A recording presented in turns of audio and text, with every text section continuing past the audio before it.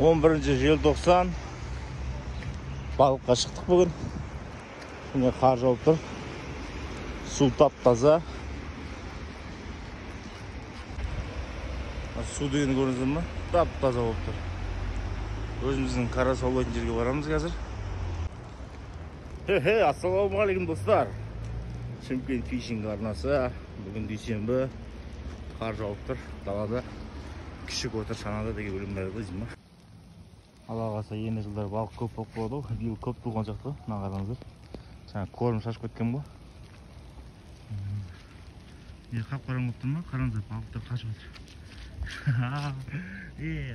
Мұнымен қашты. Жүгерлер көрдіңіздер ме?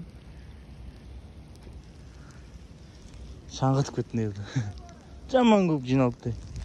Малек болады.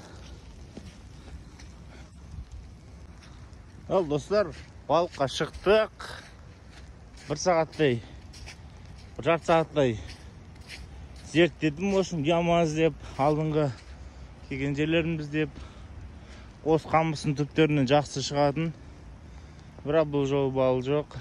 Кармитетті көрдім. Жүгерінің 3-4 түрін салып көрдім. Ешқандай нәтиже жоқ. Қарда жақсы жауып отыр. Үстіміз кішкене су болып қалды. Соған орай енді қайтуды жөн көрдік, жиналып жатырмын. Местоположениені білесіздер.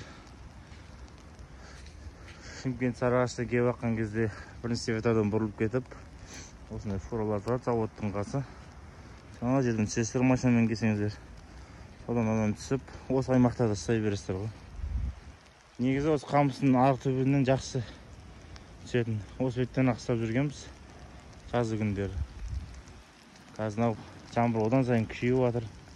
Үйге қайт деген белгі аудырып қоямын маған да. Жақсы достар, сау болыңыздар. TikTok арнамызға жазылып, лайк басып, қолдап кетіңіздер, достарым бізбен бөлісіңіздер.